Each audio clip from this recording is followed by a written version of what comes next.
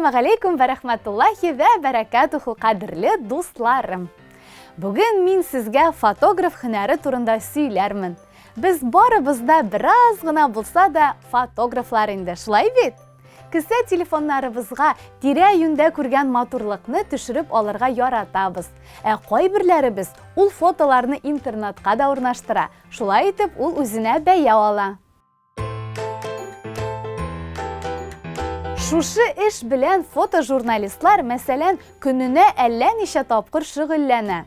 Фотограф-журналист төрле чараларда, бәйрәмнәрдә, ярышларда, очраклы вакыйгалар вакытында төшерелгән фотоларны үзе эшләгән редакцияга тапшыра. Журналист фотограф төшергән сүрәтләрдә барысы да сүзсез аңлашылырга тиеш. Мондый фотографны әле фоторепортер дип тә атыйлар. Шынлыкта фотографлар бик күп төрле була. Мен бүген сезгә аларның һәр кайсы турында сөйләрмен. Иң элек фотограф һөнәренең тарихы, килеп чыгышы турында сөйләшик әле. 1839 елда Париж шәһәрендә Жак-Луи Дагер исемле кеше сүрәткә төшерүнең яңа төрле һәм бик кызыклы ысулын күрсәтә. Ул сүрәтне авыр һәм бер зур җайланма фотоаппарат ярдәмендә ясый ул. 50 еллап вакыт узгач, инде җиңелрәк, кечкенәрәк фотоаппаратлар барлыкка килгәч, фотоларны кәгазьгә төшерү эше җайлангач, фото сәнгатен журналистикада куллана башлыйлар. Шулай итеп, фотограф һөнәре барлыкка килә. Фотограф дигән сүз бик күп өлкәләрне үз эшенә алган. Хәтта мисал өчен, сәнәгать фотографы дип аталучы фотографлар да бар. Алар сәнәгать оешмаларын, андагы җайланмаларны, хезмәт куючы кешеләрне төшерә. Туй фотографлары, гаилә фотографлары бар. Фэшн фотографлар мода һәм модельләр дөньясында эшли. Стрит фотографлар безнеңчә урам фотографлары була инде. Урамда үтеп баручы очраклы кешеләрне төшерә һәм үз фотоларын төрле сәнгать проектларында куллана. Криминалчы фотографлар суд тикшерүләре өчен дәлилләрне, вакыйга булган урыннарны төшерә. Лаборатор тикшеренү барышын төшереп торучы фәнни хезмәткәрләр, сатуда булган товарларның һәр кайсын аерым төшерүче фотографлар, реклама өчен фото ясаучылар да бар. Танылган кешеләрне рөхсәтсез генә төшерүчеләрне кем диләр әле? Әйе, папарацци.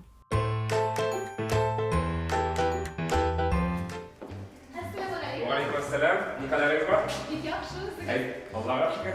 Ederiz gittik.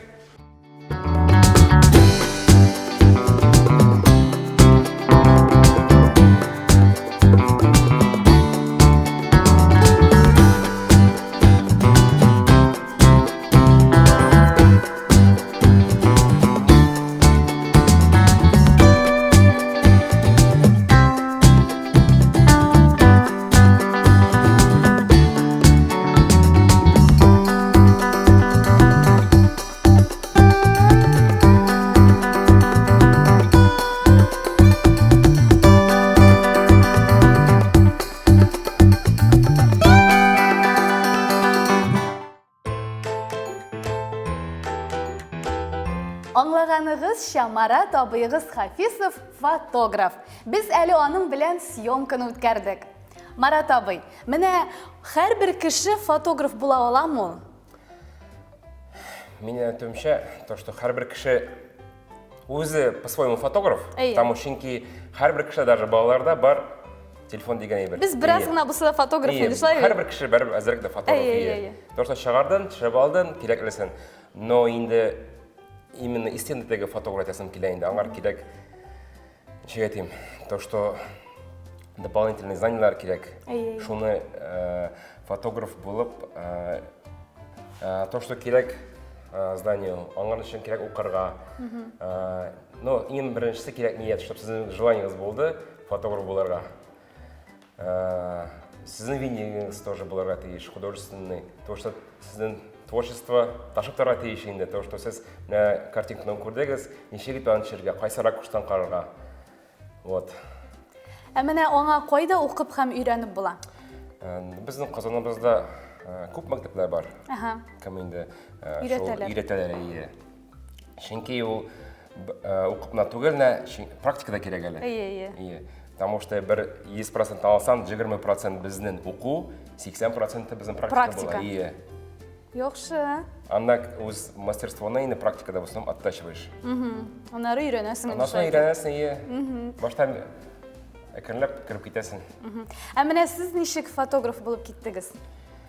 Өзім мен яратар идем чирге. Башта шундай пленочный фотоаппарат болды. Аннан соң мыльный салдым инде. Галяны төшереп, теге пейзажларны төшереп, шуңа кіріп кетті инде мине. Вот, аннан соң инде более лучше фотоаппаратны алып, икенче съемкалар, шулай итеп. Качестволары яхшырак барашлай бит. То, что керек, во-первых, то, что качество безнең кирәк. Фотографияларда и видение. Чтобы, например, конечный результатны шешергә мотор итеп со всех сторон. Безнең мотор итеп шундый художественный фотография булсын өчен. Ә менә фотограф техник яктан да белемле булырга тиешме? Обязательно. Ничек булай, то же самое, син машинага утырдың, белмәсәң син даже урынына китә алмыйсың, бит бит. Шуңа күрә техник ялганын тоже белергә кирәк. Чөнки белергә под какую нәрсә погоду, кыяшмы ул, яңгыр жавамы, чтобы син белдән ни настройкаларны. Кыяш булмаса, утны үзең белән сүрәп барып узай. Җәйне ут белән ассистент җырында истрәп. Андый-мондый. Вот, техник яктан белергә кирәк, чөнки то, что белмәсәң, синең и конечный результат совсем икенче була. В основном кешеләр автога куялар да төшәләр инде. Анда бер ни теге художество юк. Монда син бөтен настройкаларын белгәндә, уже син ничек кирәк сиңа, син шулай итеп аны төшерәсең. Ә менә сез нинди кызыклы съемкалар үткәрәсез? Беләсезме, мин һәрбер съемка кызыклы ул. Беренди моментлар бер була, кызык моментлар, то что син балаларны төшерәсеңме, тойны төшерәсеңме син, демәк, или концертларны төшерәсең, бер кызыклы моментлар була. Мин то что һәрбер съемкада шундый моментлар. Вот. Чөнки үзегез сез елмаюшан шулай бит. Обязательно. Елмаюшан булмасаң шулай булмый, нәрсә бу эштә особенно. Кешене үзеңгә кирәк расположить итәргә. Вот. Фотога төшер алдыннан сез нинди киңәшләр бирер идегез? Но иң беренчесе үзен настрой итәргә кирәк. Потому что мин бүген фотога төшәм, мине төшерәләр, и кирәк әйбәт выглядетергә инде. Шул инде хатын-кызларга кирәк инде макияж обязательно. Ну, мин әзерләндем инде. Обязательно матовый только яма. Вот. И сам беренчесе әйбәт настроение булырга тиеш. Иң беренчесе. Яхшы кәеф. Яхшы кәеф булырга тиеш. Чөнки сезне төшергәндә сезнең күзләрегез жалтырап шулай итеп торырга тиеш. Чтобы уже и конечный результатны без получили хорошие фотографии. Менә безнең Казаныбызда бик зур масштаблы спорт чаралары уза, чемпионатлар, шулай бит сез анда менә катнашасызмы? Әлбәттә катнашам. Мин үзем ягынан очень рад, что мин шундый грандиозный масштабларны соревнованияларма, разные мероприятияларда. То, что мин анда катнашам, мин үземгә бик шат, чөнки ул тарих. Аны кеше карыячак уже bir 10 yıldan sonra, 20 yıldan sonra, 100 yıldan sonra то, что у меня Казаныбызда шундый грандиозный мероприятиялар үтте. То, что взять универсиада булды безнең, чемпионат по водным видам спорта, World Skills. И даже безгә килгән кунакларыбыз бөтен дөньядан шундый кызык моментларында лектор баларга бик ул не только, как говорится, меня удовольствие китерә инде әйбәт. Ну, аларга да биргәндәләр тоже бик довольны. Конечно. Вот. Но мин үземнән әйтәсем килә, сез фотограф булсагыз, эшегезне яратырга кирәк. Иң беренчесе. Син эшеңне яратсаң, син бөтенсе булып чыга. Син шундый якты, яркий, эмоциональный фотографиялар обязательно була.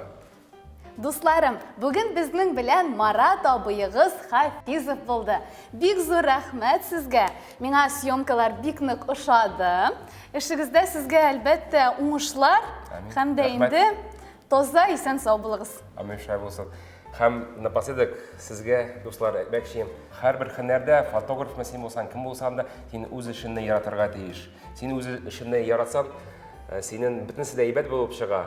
Если фотограф булсагыз, Sizin шундай моторлар, эмоциональные, яркие фотографиялар болушак, чтобы sizin яркие фотографияларыңыз қалды Татарстан тарихында.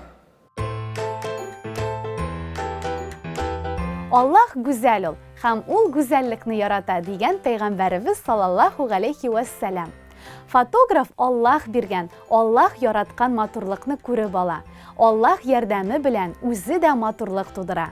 Аны саф итеп, ничек күрә, шундый итеп сурәткә төшерә һәм үз эшен яхшы максатларда куллана. Менә шундый күркәм һөнәр ул, дуслар. Бүгенгә сезнең белән сау буллашам. Әссәламу алейкум ва рахматуллахи ва баракатуху.